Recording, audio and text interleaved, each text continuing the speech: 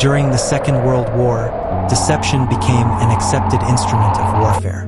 Not deception in the form of propaganda alone, but deception built into the physical landscape. Armies were hidden, movements were simulated, entire operations were misdirected before a single shot was fired. Within this context, a peculiar story began to circulate.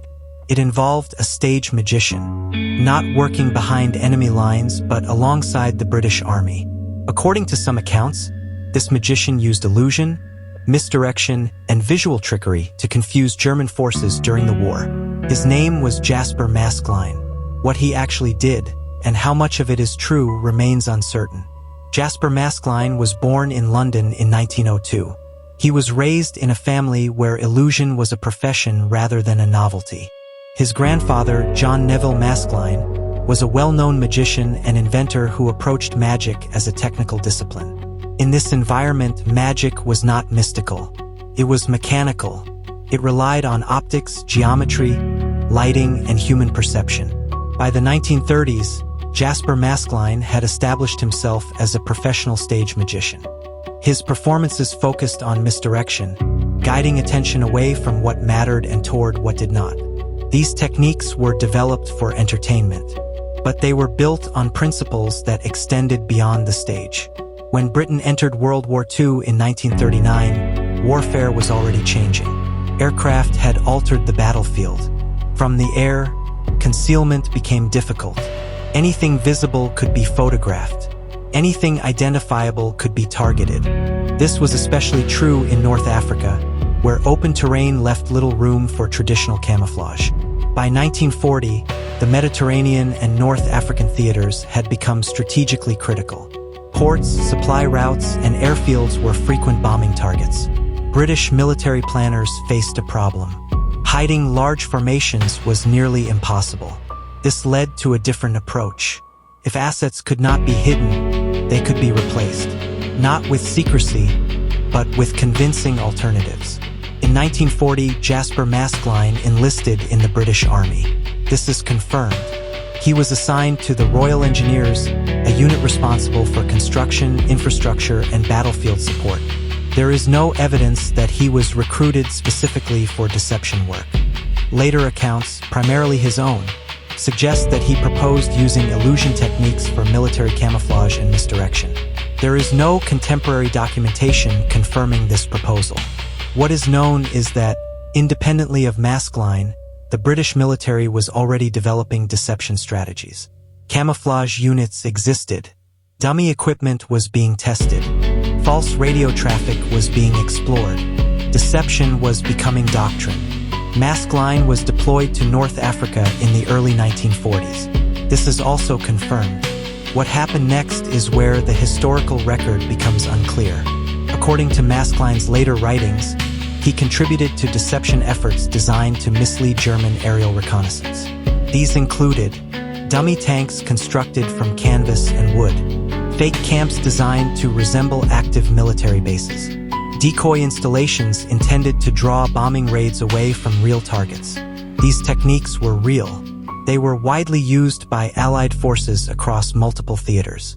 The uncertainty lies in attribution. Military records describe deception units and operations but rarely identify individuals at Maskelyne's level.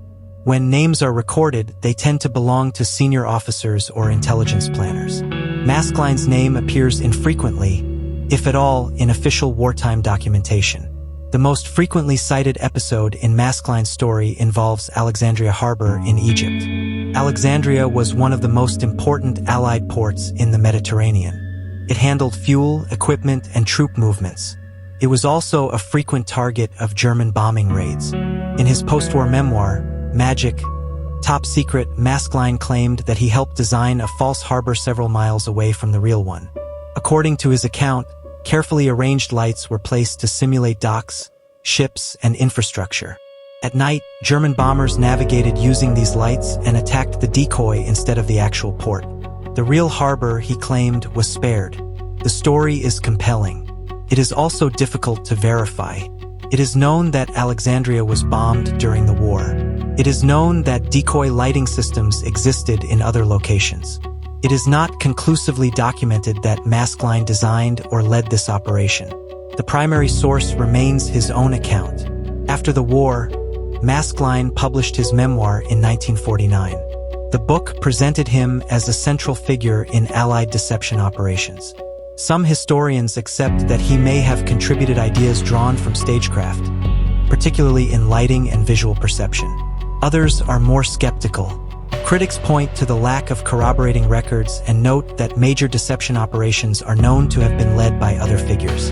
There is also the problem of wartime secrecy. Many deception operations were deliberately obscured. Attribution was avoided. Records were incomplete or classified. This makes definitive conclusions difficult. Under this view, Maskelyne participated in deception efforts but was not their architect. He may have applied practical techniques under the direction of established military planners. His memoir may have simplified events and emphasized his own role. This interpretation aligns with known deception practices while accounting for the lack of official recognition. Another interpretation suggests that Maskelyne's wartime role was limited and later overstated. His memoir was written at a time when public interest in dramatic war stories was high and verification was difficult. Under this view, his greatest illusion may have occurred after the war.